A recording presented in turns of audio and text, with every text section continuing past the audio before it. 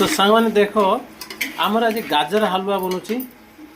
2 kilo गाजर आनी को भल भाव कदुकस कराई धुआ है कदुकस कराई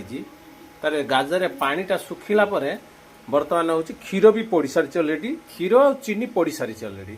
तो यहाँ सुखिला घी पड़ो आ ड्राई फ्रूट भी पड़ो काजू बादाम आपड़ी अच्छी पकेबे ना भी भल किसी कथा ना जमी करेंगे सेमती भल तो ये देखु काजू बादाम अखरोट तो ये सब को घी एटा को फ्राई करा है कि रखा जाइए एटा को कुटिकी तादे पड़ो तो सांग मैंने देखो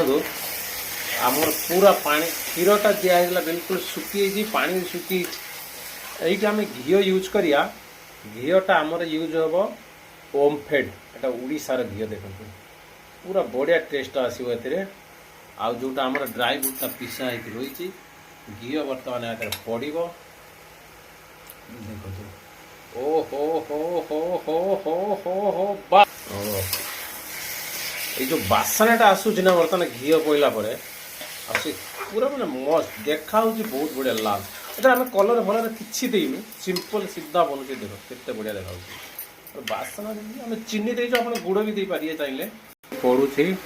ड्राई फ्रूट देखो आम जो बादाम काजू करते गुंड कराई दिया पूरा रेडी है देखंतु आमर गाजर का गालुआ गालुआ नहीं हालुआ बने की बिल्कुल रेडी एते सुंदर जो बासनाटा आसूची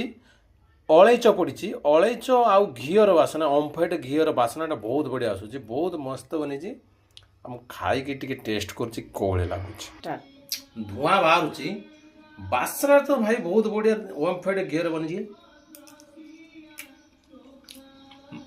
बहुत बढ़िया बन